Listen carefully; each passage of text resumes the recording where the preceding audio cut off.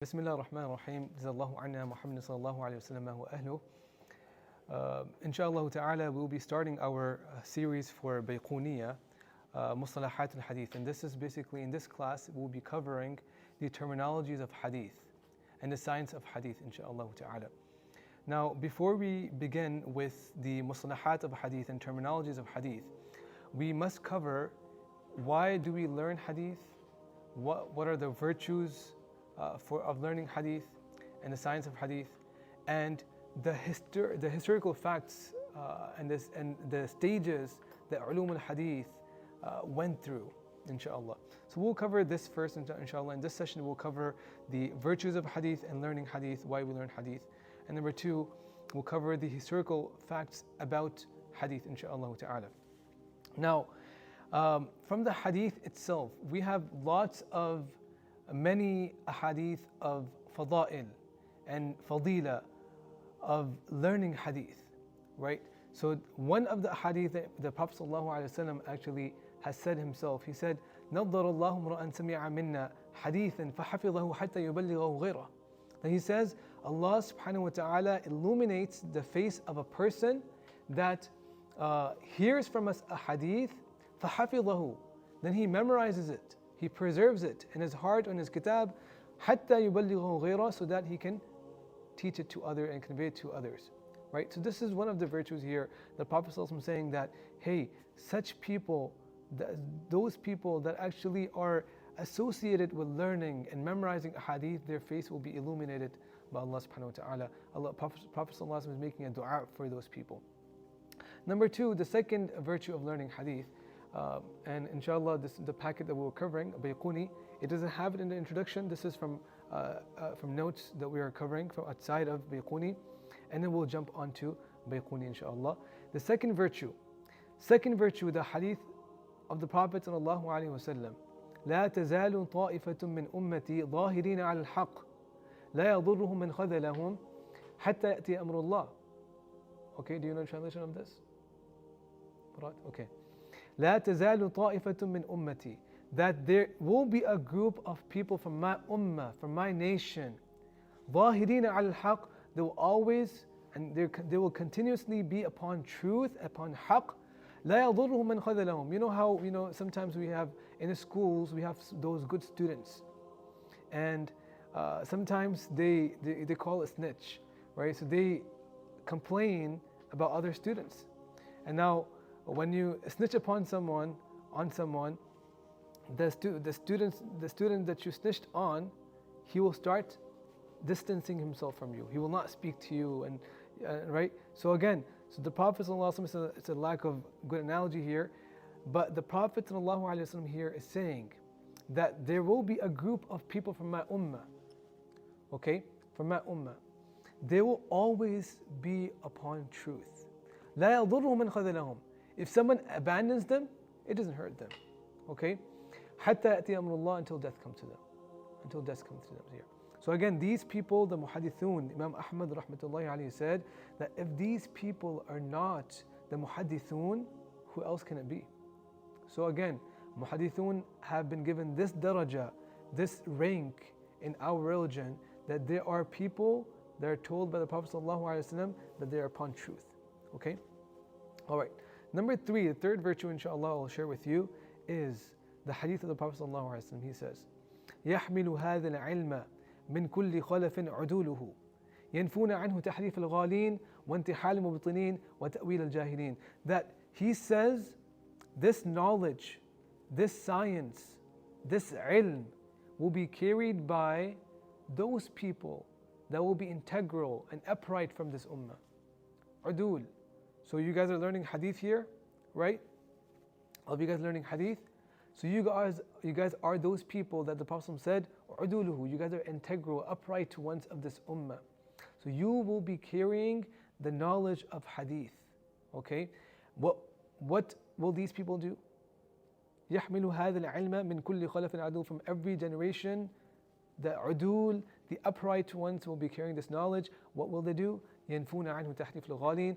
They will protect the hadith from distortion, tahrif al-ghali, from distortion of extremists.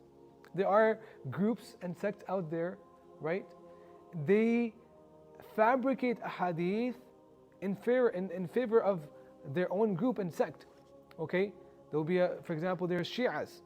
Okay, they will fabricate ahadith that supports them and their own ideologies about tashayyu', right? So again, tahrif al-ghalin, the practice of muhaddithun is that these people will come, they'll protect the hadith from the distortions of these extremists, group of extremists. Number two, وَانْتِحَالِ الْمُبْطِلِينَ, false claimers of the rumors, for the lies of the false claimers. Number three, تَأْوِيلَ الْجَاهِلِينَ, the misinterpretations of ignorant. So muhaddithun will be protecting the hadith from all these three categories of people here. Now, the last virtue I will share with you today, inshaAllah ta'ala, for this session, inshaAllah, is the Prophet ﷺ said on the day of judgment, إِنَّ أَوْلَى النَّاسِ بِي يَوْمَ الْقِيَامَةِ أَكْثَرُهُمْ عَلَيْهِ صَلَاةً, that the most closest people to me on the day of judgment will be those that frequently and excessively recite and send salutations upon me. Send salutations upon me. So again, this is the only subject that we study, hadith, in which we are excessively saying sallallahu alaihi wasallam, sallallahu alaihi wasallam, and we will be the most closest people. Okay, and scholars said that if these people are not muhaddithun, the people that learn and teach hadith, who else can this hadith refer to? So these are a few virtues of learning hadith, teaching and learning hadith, right, and preserving hadith that the Prophet, that comes from the Prophet ﷺ himself. So we keep these hadith with us as we're learning this science, and this should be a motivating factor for us, that we are the ones that are upright. We are the ones that are that protect these words of the Prophet ﷺ from fabrications and from a group of extremists and from ignorant ones, inshaAllah ta'ala. This is about the virtues. Now let's cover the historical aspect, okay? I did cover with you a little bit earlier. So what's the historical aspect of this? Now, during the time of the Prophet ﷺ,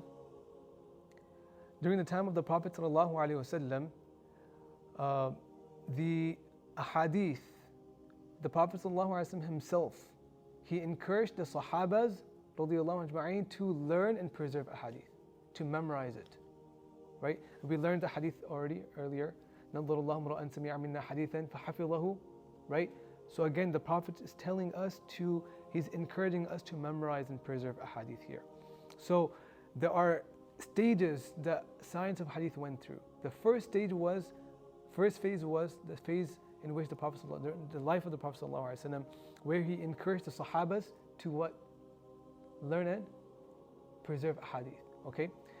Now, then the second phase comes, which is the Sahaba radiallahu ajma'in. After the Prophet ﷺ passed away, every Sahabi had something called Sahifa, where they recorded hadith, right?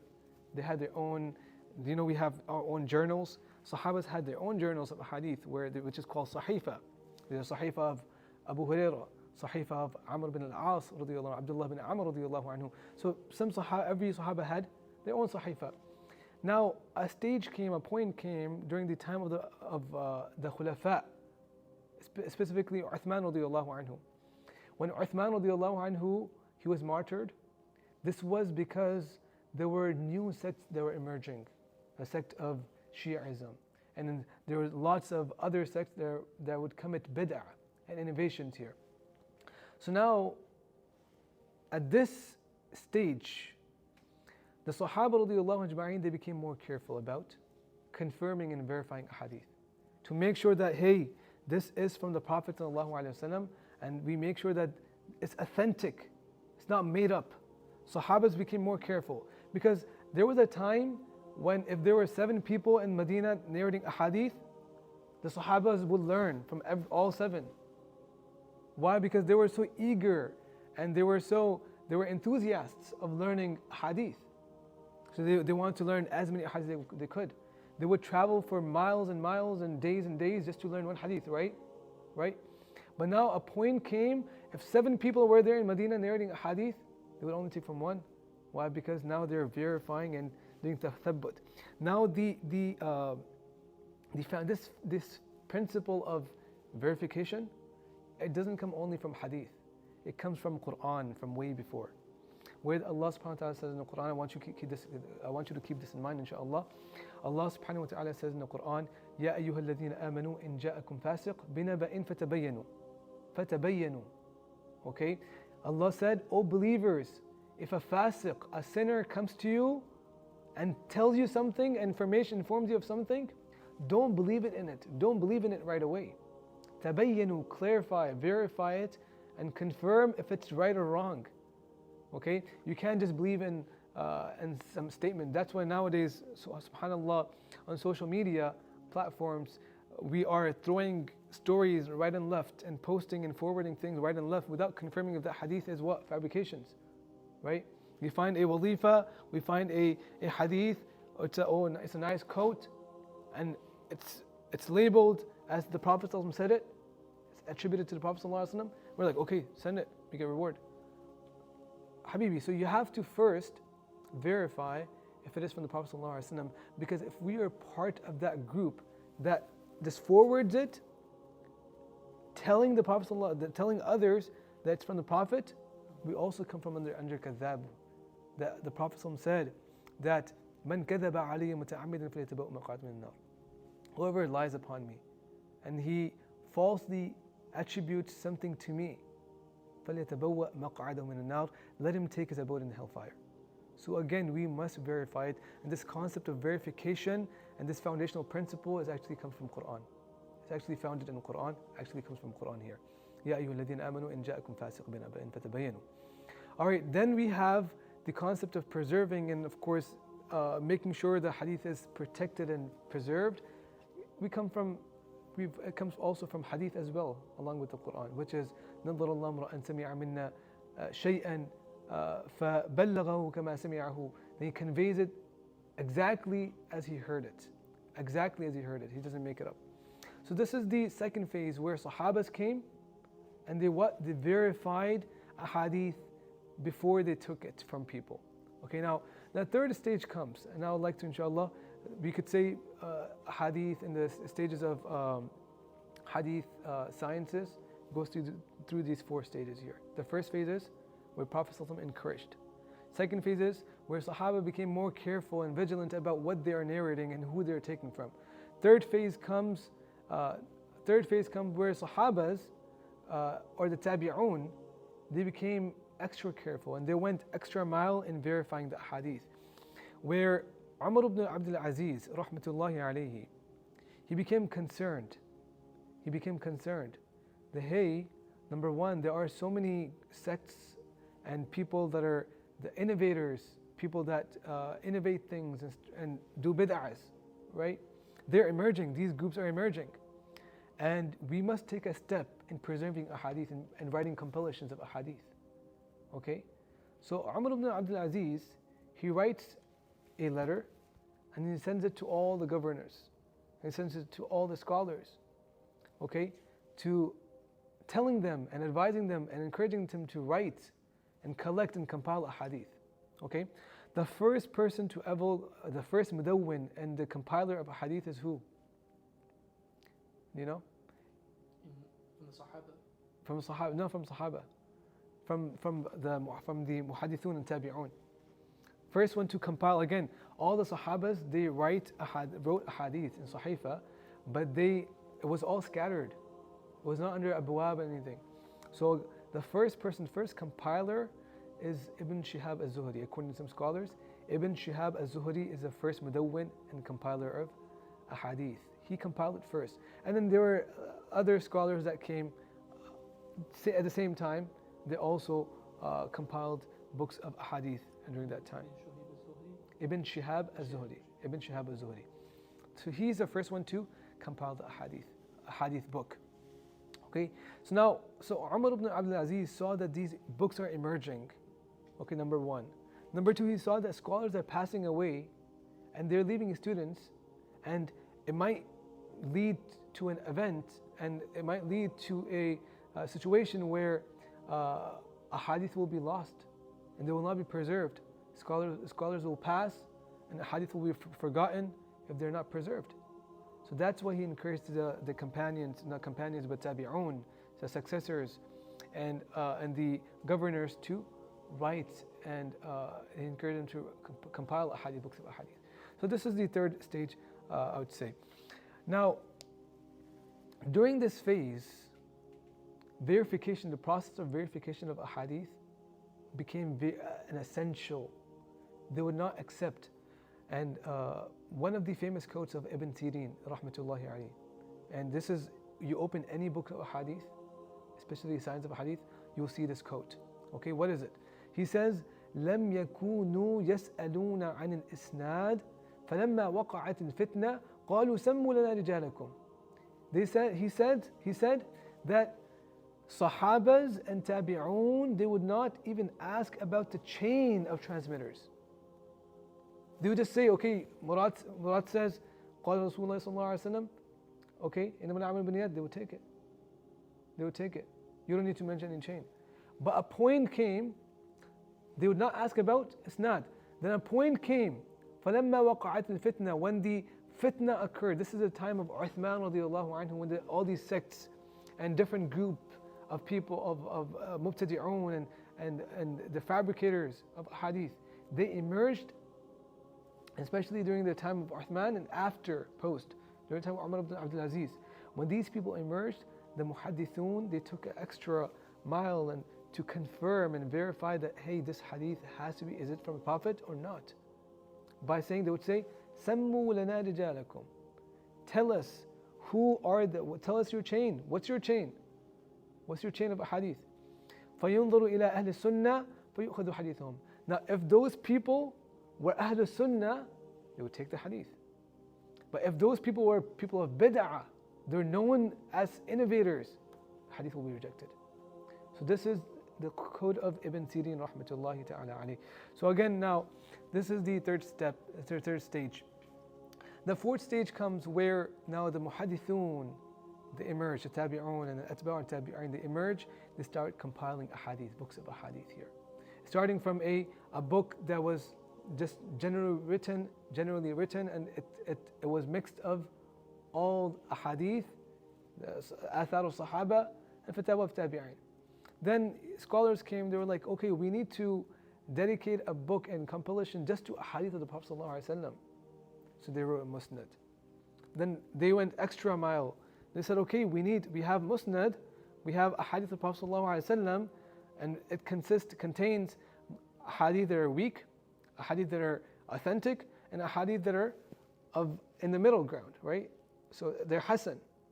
So how can we need to dedicate a compilation just to authentic ahadith? Imam Bukhari comes and he takes the initiative, writes a Sahih. Then other scholars come and they write mu'jam and atraf and all these different genres of hadith compilation. Yes. Isn't, according to some muhaddithin, that not all of the ahadith in Sahih Bukhari, Sahih Muslim are authentic, but if they were authentic according to Imam Bukhari, respected compilers. That is correct, and I think we will cover this inshallah after as well. Again, according to some muhaddithin, you're saying, the question one more time, you're saying that some ahadith in Bukhari are not sahih, but scholars also say that these ahadith they might be weak, but they're sahih according to those compilers, those writers of the book, authors. That is the correct opinion. We say that every hadith scholar, a person who compiled a book and wrote a book like Sahih Muslim, Sahih al-Bukhari, we have Sunan Nasa'i, Sunan Tirmidhi, Sunan Abi Dawud, Sunan Majah, all these individuals and scholars, they came and wrote a book and they had their own conditions and criteria. So Imam Bukhari, he had his own criteria. When a hadith would check in with all those criteria, has all those criteria entered, that hadith will become considered sahih, and he would add it to his kitab. Same thing with Imam Muslim. So some conditions that Imam Bukhari had, Imam Muslim probably didn't have. Some conditions Imam Muslim had, Imam Bukhari didn't have. So some hadith that Imam Muslim would say is sahih, Imam Bukhari would say no, this criteria is missing. It's not sahih. I'm not going to put it in my book. See it? So that's how it differed here. Now this is the phase where the process of authentication and verification of ahadith started, and they laid down the foundation of isnād. تَمُّوا لَنَا رِجَالَكُمْ. Mention your chain. Okay, this is a process of verification. That's why in our deen, sanad is a process of authentication. Are you authentic alim? Are you authentic scholar? Tell me your chain. Who did you learn from? Okay, so that is the process of authentication here. So inshallah, this is what we have covered, some history of the science of hadith and the stages that the science of hadith went through. Inshallah, in the next session what we'll learn is how did ilm mustalah al-hadith, science of terminologies of hadith, because I want you to remember this, that science of hadith is not limited to just terminologies, mustalahat al-hadith, that we'll be focusing on in this class. Rather, it extends to many more branches. There's a science, a branch of science of hadith that speaks about critique and validation of narrators. There's a science that speaks about mawdu'at, fabrications. What are the principles of recognizing a hadith that's fabricated? There is a branch of ulum al-hadith that speaks about ilm al-rijal, which talks about narrators and grading the narrators and what their ahwal are, status, where they were born or where they were given birth, and who did they study under, and so on and so forth. So ilm al-hadith, the science of hadith, doesn't end to mustalahat al-hadith. This is just the beginning.